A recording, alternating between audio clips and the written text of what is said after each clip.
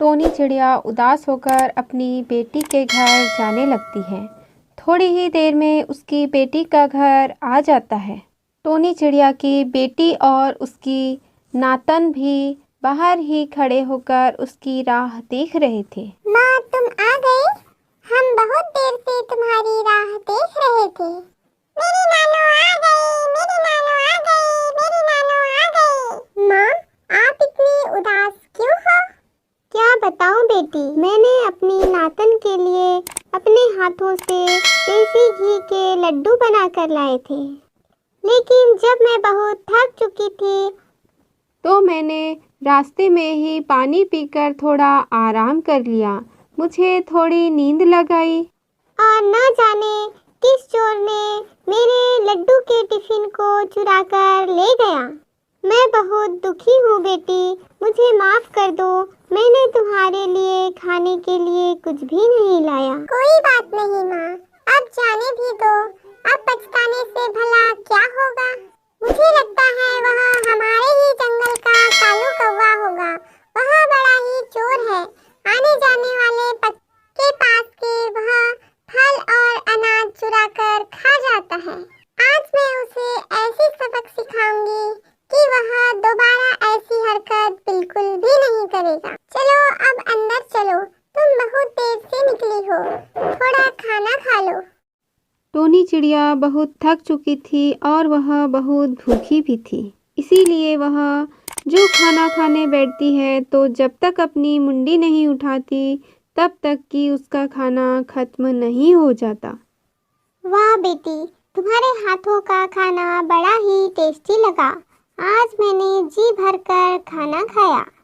माँ, अब तुम परी के साथ बातें करो। मैं उस कालू कौवे को सबक सिखा कर आती हूँ। ठीक है बेटी, पर तुम जल्दी आ जाना। हाँ माँ, मैं जल्दी आ जाऊंगी। इतना कहकर टोनी चिड़िया वहाँ से चली जाती है। अब परी और उसकी नानी ढेर सारी बातें करती हैं।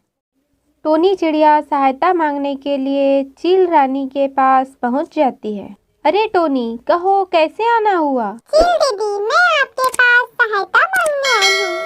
कहो कैसी सहायता?